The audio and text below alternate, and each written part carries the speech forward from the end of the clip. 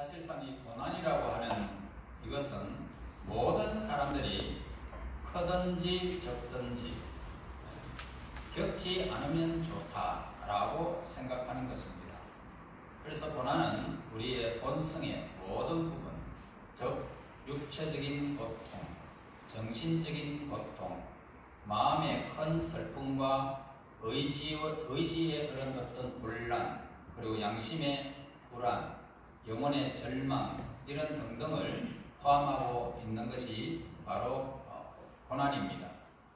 자, 그래서 우리의 삶은 고난이라는 이 점에서 우리는 예수님의 삶과 비슷하다라고 할 수 있습니다. 그것은 점점 더 갈고리로 향하고 있고 점점 더 괴로운 것으로 다가가고 있게 됨을 보게 됩니다. 우리는 경험하는 것은 다른 사람들도 다 경험하는 것입니다. 사람들이 예수님을 믿든 안 믿든 누구나 경험하는 것은 고난입니다. 우리는 과거를 말해주는 모든 일에서 고난을 보게 됩니다. 우리가 오늘날의 인간 생활 어디를 둘러봐도 고난이 없는 것이 없더라는 것입니다. 우리는 이러한 고난을 어찌할 수가 없는 일들입니다. 나는 막고 싶고 내게 다가오지 않는 것을 어떻게 피할 수 있는 그런 일들이다 라고 생각하지만 우리는 어떻게 피할 방법도 모르고 그리고 그것들을 어찌할 수 없는 한계점을 가지고 있습니다. 그래서 우리 자신의 이 본성, 이 자신의 본성은 고난에 본능적으로 피하려고 하는 그런 본능이 있습니다. 우리가 고난의 신비가 어떻게 하나님의 사랑과 지혜와 능력과 조화를 이룰 수 있는지를 보는 정도에 따라서 오늘 우리는 하나님을 어떻게 믿느냐에 따라서 인내할 수도 있고 다른 사람들에 대해서 신뢰감을 가질 수도 있습니다. 고난은 하나님으로부터 나오는 것은 결코 아니다는 것입니다. 그것은 하나님의 원리의 뜻과는 정반대되는 것이 고난입니다. 테니스는 사람들은 자신들의 죽음을 생각하지 않고 살아간다라고 했습니다. 그러니까 사람은 고난을 받으려고 태어난 것이 아닌 것처럼 죽으려고 태어난 것도 아닌 것처럼 그래서 오늘 그렇게 살아가는 것입니다. 고난은 법을 어긴데서 오는 필연적인 결과물인데도 불구하고 사람들은 그 고난을 피할 방법 그리고 죽지 않고 더 행복하게 사는 방법만 강구하며 사람들은 제갈 길을 가고 있습니다. 자, 하나님께서 사람들에게 고난을 허락하시고 따라서 모든 고난이 세상에 들어오게 된 것은 사람들의 생활 속에서 하나님의 사랑스러운 인도를 받지 않으려고 반항했기 때문에 고난이 그에게 온 것입니다. 우리가 고난을 싫어하는 것은 당연한 일이지 않습니까? 우리가 고난에 대해서 적대감을 나타내는 위치에 있다는 것은 어쩔 수 없는 현실입니다. 그러나 이 고난은 하나님께로부터 부여받은 자유를 우리가 어떻게 사용하였는지 가르쳐 주고 있는 것입니다. 또 미리 아시면서도 사람들을 창조하셨다는 것을 인정하지 않을 수가 없는 것입니다. 하나님이 이 땅을 창조하시면서 에덴을 창조하셨잖아요. 에덴 동산은 하나님의 동산입니다. 천국과 똑같은 모양으로 창조하셨습니다. 그런데 인간들이 타락해버렸어요. 하나님의 명령을 어겨버렸어요. 그랬더니 천국이 세상으로 변해버린 것입니다. 자, 고난이 하나님의 사랑과 어떻게 해석할 수 있겠는가 하는 이 문제입니다. 우리가 생각할 수 있는 것은 답이 있는데 하나님께서는 고난을 통하여 사람들에게 은혜로운 목적을 이루실 줄을 미리 아셨기 때문인 것입니다. 그 목적이라는 것은 뭐냐면 바로 고난을 사용하여 인격의 정화를 시키고 인간이 죄로부터 해방시키는 그런 역할을 하는 것입니다. 3절 보세요. 그가 은을 연단하여 깨끗하게 하는 자 같이 앉아서 내 자손을 깨끗하게 하되 검은같이 그들을 연단하리니 그들이 공의로운 제물을 나 여호와께 바칠 것이라 라고 말씀하고 있습니다. 자, 여기서 말라기 선자는 선지자 중에 가장 뒤에 온 그런 사람입니다. 그의 예언은 느헤미야 느헤미야 시대의 후반부를 배경을 하고 있어요. 마지막에 이렇게 기록되어졌다고 해서 말라기가 그렇게 끝이 되는 것은 아니지만, 자, 우리는 느헤미야 이 시대의 말기에 예루살렘의 종교적인 형편이 어떠했는지를 우리는 잘 알고 있습니다. 그러니까 이 말라기 선지자가 오고 400년 동안 예수님이 오시기 전까지는 선지자가 없었습니다. 그러므로 말라기 선지자는 마지막 그렇게 선지자로서 이렇게 느헤미야 시대 때 후반부에 배경으로 그렇게 하고 이제 그 예언을 마치게 됨을 봅니다. 그래서 우리는 느헤미야 시대 말기에 예루살렘은 종교적인 형편이 어떠했는지를 우리는 잘 알고 있습니다. 느헤미야는 누구보다도 먼저 바벨론으로부터 이렇게 나왔죠. 바벨론으로부터 나왔고 예루살렘을 이제 재건했고, 그리고 종교생활, 사회생활이 재조직되었던 것입니다. 그리고 나서 왕의 궁정으로 되돌아가게 되어졌으므로 몇 년간의 공백 기간이 있게 되어졌습니다. 그동안 이스라엘은 종교적인 부패에 빠지게 되었던 겁니다. 물론 이 바벨론 포로 생활을 통하여 엄한 훈련을 받기 전보다는 우상 숭배의 정도가 굉장히 심한 것은 아니었죠. 그래서 성전을 이제 성전 봉사는 규칙적으로 유지는 되어졌습니다. 그러나 하나님을 섬기는데 주의를 기울이지 않았다는 것입니다. 눈먼 것과 저는 것이 마치 하나님 받기에 합당한 헌물인 것처럼, 다시 말해서 양들을 키우는데 양이 눈이 멀어가지고 앞도 뒤도 모르고 그냥 이렇게 자기가 갈 수 없는 험악한 길을 그가 그냥 스스로 막 간다든지, 저는 것, 뒤에 쳐져가지고 절뚝거리면서 저는 것, 이런 것을 가지고 하나님께서 받으시기에 합당한 헌물인 것처럼 제단에 올려졌다는 것입니다. 이런 성역고 무심한 제사와 작하여서 세상적인 것이 이제 드러남을 보게 됩니다. 그래서 세상적으로 나는 쓸모양 없는데 하나님은 받겠지라고 하는 것. 그래 이스라엘 남자들은 이방 여인들과 또 결혼을 하게 됩니다. 물론 이런 타락과 함께 방종한 일들도 많이 발생하게 되어졌습니다. 그 중에서도 가장 슬픈 현상이 있다면 백성들의 종교적 타락의 밑바탕이 되는 제사장이 부패됐다는 것입니다. 제사장이. 그러니까 백성들이 가져올 때에 백성들에게 구별해가 가져오라고 일러줬으면 백성들이 알아차릴 텐데, 그냥 저는 것, 눈먼 것, 상처투성인 것 이런 거 가져와도 제사장이 다 받아줬다는 것입니다. 이 제사장이 타락했기 때문에 받았다는 거죠. 그래 제사장들이 일상생활의 행동에 부도덕하게 되니까 온 민족의 생활이 더럽혀졌다는 것입니다. 민족 생활이 정화되고 이스라엘 백성들이 드리는 예배가 하나님께 연락되기 위해서는 한 가지 일이 꼭 필요했습니다. 그것은 바로 민족의 정화였습니다. 그에 비해서 그에 반드시 선행되어야 할 것은 제사장이 먼저 정화되어야 되는 것이죠.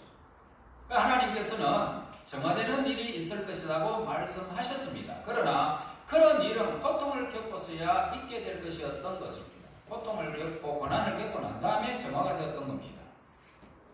이제 이러한 상징에 의미하는 바가 명확해졌는데 우리는 눈앞에서 깨끗하게 하는 불을 보고 있습니다. 그래서 불길이 막 솟아오르고 있습니다. 오늘 본문에서 3절에서 말하죠. 불길이 솟아오르는데 그곳에 불순물과 뒤섞인 금과 은이 던져지게 됩니다. 그런데 이 불의 작용으로 불순물은 어떻게 됩니까? 불순물과 금속이 이렇게 분리되는 것을 보게 됩니다. 그래서 연단하는 자의 일이 진행되는 과정을 우리에게 밝혀주고 있습니다. 드디어 공정이 끝났습니다. 그리고 나서 우리에게 우리의 삶의 그림을 제시합니다. 사실 우리는 그러한 불 속에 있습니다. 저와 여러분들도 이 세상에 살아가면서 불 속에 우리가 있다는 것입니다. 그것은 우리의 본성을 깨끗하기 위해서 오늘 불이 존재한다는 것입니다. 고난이죠. 불이라는 것은 고난이잖아요. 그래서 이 고난을 통하여 그것이 사실임을 알 수가 있습니다. 여러분들은 언제나 고난을 당하게 돼 있어요. 그래서 예를 들어서 죄인이었다가 회개한 여인의 이야기를 보게 됩니다.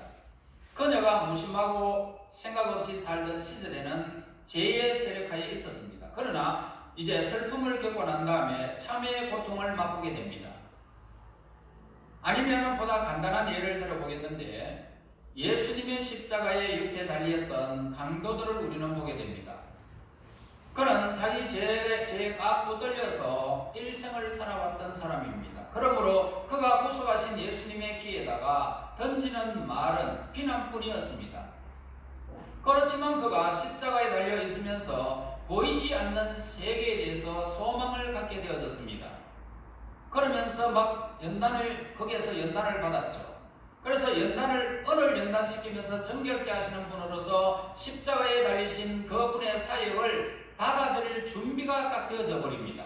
죽음이 임박하고 고통이 엄습해 올 때에 내가 이제는 죽는구나, 죽고 난 다음에 세계는 어떻게 해야 될까라고 하는 이런 고난을 통해서 이제 십자가에 달리신 하나님의 아들이라는 이 사실을 듣게 됩니다. 그때 그는 또한 육신의 고통, 사실상으로 마음의 의지의 고통을 통하여 예수님께로 이제 돌아서게 됩니다.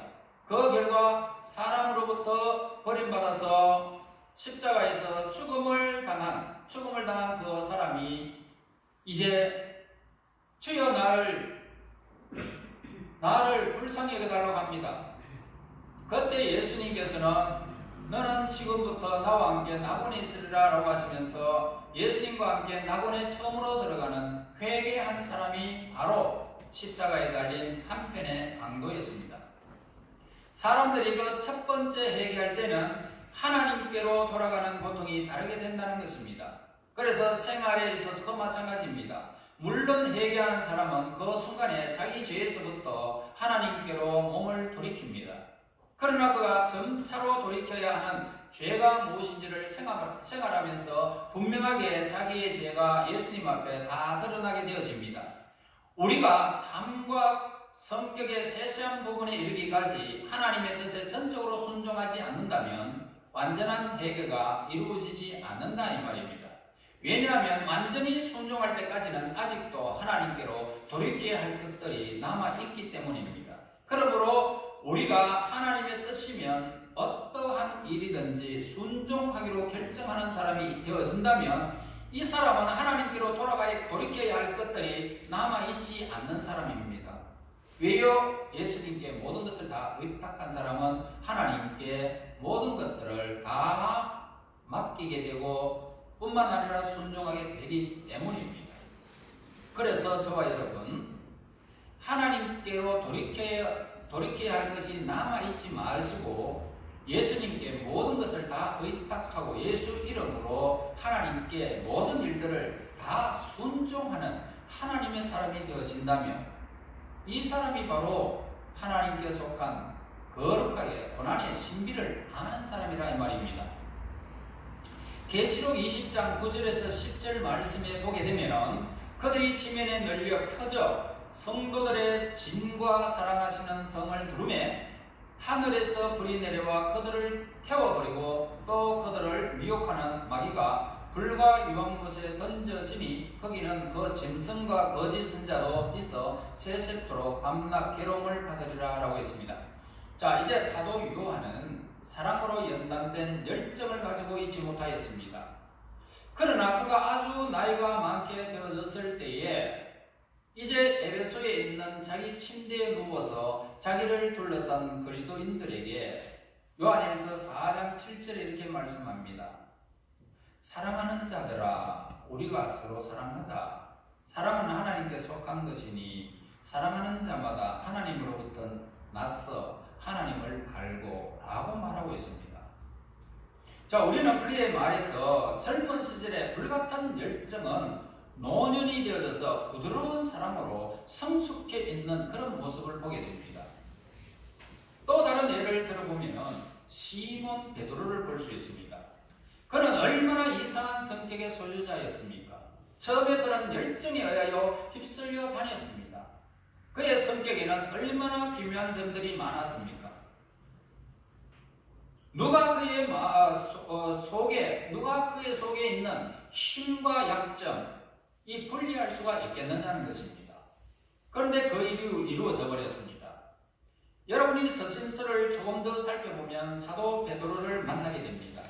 그곳에서 우리는 급한 성격도 없이 조용하고 굳센 힘을 소유한 그런 사람을 베드로 전 후서를 통해서 보게 됩니다. 그런 영적인 평안함을 얻었습니다. 그것은 오직 영적인 훈련을 통해서 그에게 이루어졌던 것입니다. 자, 이 점은 오늘날에도 우리가 마찬가지입니다. 하나님께서는 우리를 잘 다루기 위해서 고통의 불에 던져지게 됩니다. 그리고 우리의 본성에 진실된 것을 좋지 못한 것과 그렇게 막 분리시켜 버립니다. 그래서 이 본성에 진실되지 못한 것과 오늘 그것들을 이렇게 막 불러서 우리가 분리시킴으로써 우리를 음과 금과 같이 분리시키면서 깨끗하게 하신다는 것입니다. 그러므로 사람들이 우리를 신앙생활이 연기하는 자에 불과하다라고 이야기해도 놀랄 것이 전혀 없습니다. 만약 사람이 완전히 세상적이든지 완전히 하나님을 닮든지 하게 되면 그런 말을 사실일 수도 있습니다.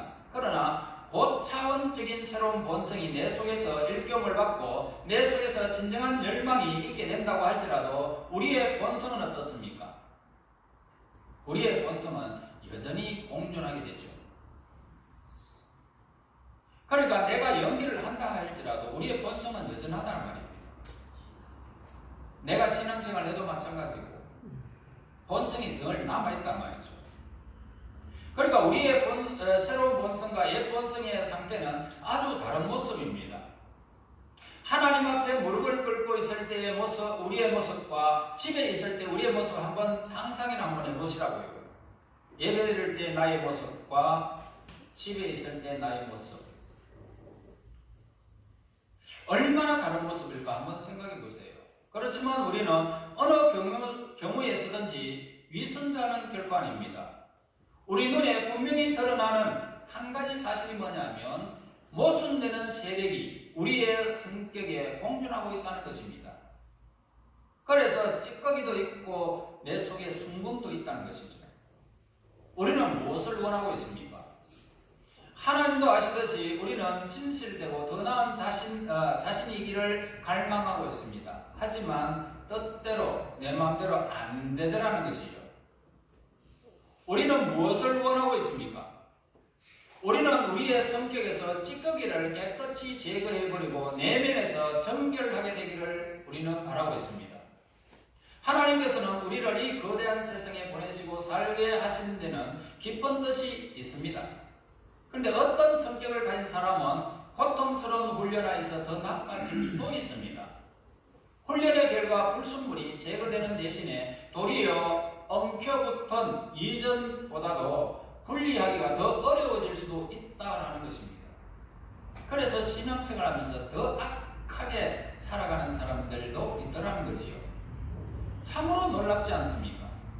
우리 안에서 고난이 깨끗하게 하는 힘이 되려면 하나님 안에서 고난이 이루어져야 한다는 말입니다. 하나님 안에서. 그러므로 고난에 의하여 우리가 깨끗하게 되는 첫 번째 중요한 조건이 있다면 바로 우리가 하나님의 뜻에 따라서 고난을 인내할 수 있느냐 없느냐 얘기입니다. 하나님의 뜻에 따라서 내가 인내할 수 있다면 그 사람은 고난의 신비 속에서 고난을 당하고 나면 음과 금과 것처럼 이렇게 분리되어지는 놀라운 비밀을 깨닫게 되는 것입니다. 여기서 우리는 신비로운 일과 마주치게 될 것입니다. 우리의 성격과 그리고 고난의 문제 같은 것은 전적으로 의지의 태도에 의해 달려있다라고 볼 수 있습니다. 우리가 우리의 의지를 하나님께 내어 맡기기를 거절한다면 우리의 성품은 더 나빠지고 깨끗하게 되지 못할 것입니다. 두 번째로 중요한 것이 있다면 뭡니까? 즉 우리가 이러한 고난의 삶을 살도록 부르심을 받았다면 우리가 처한 형편을 성령의 생각 안에서 잘 깨달아야 한다는 것입니다. 성령에 내어 맡기는 것은 성도들의 생활 가운데 매우 중요한 것입니다. 그렇지만 그것은 우리의 훈련받는 삶을 인내하느냐의 문제와 긴요하게 연결되어 있습니다. 우리가 결단력과 목적의식을 가지고 거기에 대처하려고 한다 하면 우리는 실패할 것입니다. 그러나 우리 자신을 하나님께 완전히 맡게 됩니다. 내가 결단한다고 해서 내가 어떤 나쁜 습관들이 고쳐지는 것은 결코 아닙니다. 결단이 잘 안 됩니다. 그러므로 우리 자신을 하나님께 완전히 맡기고 성령께서 우리로 하여금 고난을 참도록 그분이 역사해야만 우리는 인내의 열매를, 성령 안에서 열매를 거둘 수가 있는 것입니다. 우리의 의지대로는 안 됩니다. 자, 이제 기억할 것은 뭡니까? 은혜의 연단은 연단되는 과정을 연단하는 자가 지켜본다는 것입니다. 그지요? 자, 재련소를 간다든지 은과 금을 분리하는 사람들 보세요. 불을 태워가지고 그걸 같이 집어넣죠. 그런데 그걸 다 보고 있어요. 누가 보고 있어요? 네. 금을 만들려고 하는 사람, 은을 추출하려고 하는 사람, 그 사람 다 보고 있단 말입니다. 그러니까 불순물이 없어지는지 안 없어지는지, 은만 남는지 금만 남는지 이걸 보는 거예요. 그 과정을 다 보는 거예요. 그래서 우리는 하나님의 눈 아래서, 하나님의 그 계획 아래서, 하나님의 그 섭리 아래서 고난을 당하는 것이 복인 것입니다. 우리가 고난을 당하는 이유는 뭡니까? 하나님의 선하신 목적을 이루기 위한 것입니다. 그래서 하나님은 우리가 참아야 할 것을 아는 거예요. 하나님은 이해할 수 있는 마음을 가지고 계십니다. 하나님은 우리에게 경건 이상의 것을 주시고 우리의 마음을 이해하시고 우리를 참으시고 우리를 부드럽게 이루해 주시는 겁니다. 우리가 잘못하더라도 우리를 계속 1번씩 7번이라도 용서하라는 예수님과 같이 우리를 계속 용서해 주고 있는 것입니다. 불순물이 제거되는 것을 하나님 다 보고 있으니까 안 고쳐졌는 것 같은데 어느 순간 보면 그게 고쳐져 있단 말이에요. 불순물이 제거되고 있단 말이에요. 하나님 다 보고 계시는 거예요. 그래서 우리는 불 속에 있는 거예요. 점차적으로 성화되어 간단 말이에요. 자, 우리 예수님은 그렇게 노하시기를 더디하시면서 용서를 한없이 베푸시는 분이십니다. 우리는 개가 토했던 것을 다시 먹고 돼지가 누웠던 것에 다시 또 들어눕는 것처럼 우리는 또 안 그래야지 하면서 집에 가서도 똑같은 일을 자꾸 하지 않습니까? 그러나 하나님 계속 용서해 주시는 거예요. 보고 계시니까. 우리의 연약함을 아시니까.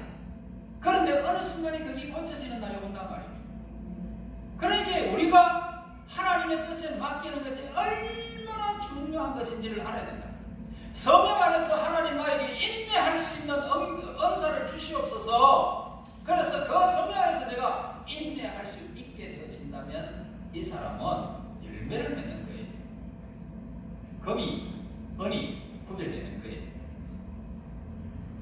여러분, 불 속에 우리의 눈을 들고 예수님이 우리를 향하신 사랑스러운 눈빛으로 보고 계심을 우리는 시간이 지나가면 보게 됩니다. 하나님이 나를 다 보고 계셨구나. 예수님께서 우리가 어디에 있든지를 아시고 우리를 향하여 마음을 돌리시고 궁극적인 도움을 우리에게 주시는 것입니다. 저는 어릴 적 신앙생활 하면서 천성령기를 방황하면서 내 멋대로 그냥 살았습니다. 그냥 살았어요. 교회도 안 가고 성경도 안 읽고 모르고 그냥 살았어요. 세례 받을 때, 학습 받을 때 그분이 나에게 한 번도 안 떠난 것을 저는 그때야 비로소 알았단 말이에요. 그러니까 하나님은 우리를 보고 아시고 다 보고 계세요. 만들어가는 거예요. 하나님의 사람으로 만들어가는 거예요.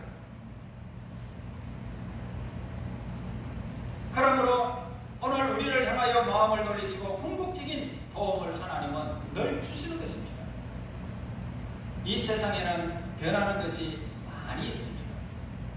그러나 변하지 않는 것은 무엇이 있습니까? 하나님은 변하지 않습니다. 하나님의 마음은 어떤 마음입니까? 곧 사랑의 마음이라.